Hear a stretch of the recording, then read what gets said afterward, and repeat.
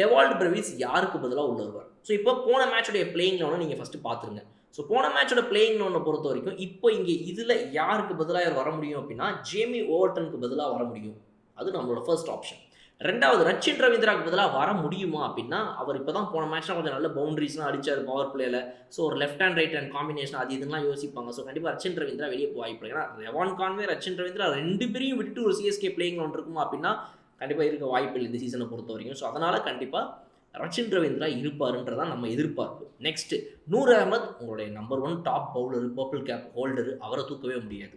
அடுத்தது உங்களுக்கு next final option யார் அப்படின்னா மதிஷா பத்திரானா இருக்கிறாரு. அவர் தான் உங்களுடைய 4th ஃபாரின் பிளேயர். அவரை தூக்க முடியுமா? முடியாது. அவருக்கு பதிலாக லைட் பிளேக்கு ரீப்ளேஸ்மெண்ட்டாக வேணும்னா நீங்கள் ஒரு நேத்தன் எலீஸ் வேணால் கொண்டு வரலாம். கொண்டு வர மாட்டாங்க. இப்போதுக்கு மதிஷா பத்திரானா செட்டு, அவரை வச்சு தான் போவாங்க அவங்க. ஸோ இதில் யாரையும் மாற்ற முடியாது.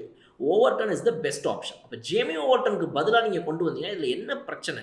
நம்ம ஏற்கனவே சொன்ன மாதிரி இவர் போடக்கூடிய அந்த ஒரு 2 ஓவர் ஜேமி ஓவர்டனை இவங்க ஒரு பெரிய ஆல்ரவுண்டராக யூஸ் பண்ணல. இது வரைக்கும் பேட்டிங்கில் ஒரே ஒரு மேட்ச் ஒரு வாய்ப்பு கிடச்சது ஆடினார். மற்றபடி இவங்க ஃபுல் அண்ட் ஃபுல்லாக அவரை ஒரு பவுலராக தான் மெயினாக யூஸ் பண்ணுறாங்க இல்லையா? ஸோ அப்படி இருக்கும்போது அவர் ஒவ்வொரு மேட்ச்லையும் இந்த ஃபுல் கோட்டாலாம் போட முடியல. பிகாஸ் அவ்வளோ ரன்ஸ் கொடுக்குறாரு, ஒரு வாரி வழங்குறாரு. ஸோ 2 ஓவர் தான் கொடுக்கும். அந்த 2 ஓவரில் இவர் 15 ரன் கொடுத்து 30 வந்துடுறாரு. ஸோ அந்த 25-30 ரன் இவர் 2 ஓவர் கொடுக்குறாருன்றனால அந்த 2 ஓவர் இப்போ இங்கே கட் ஆகுது.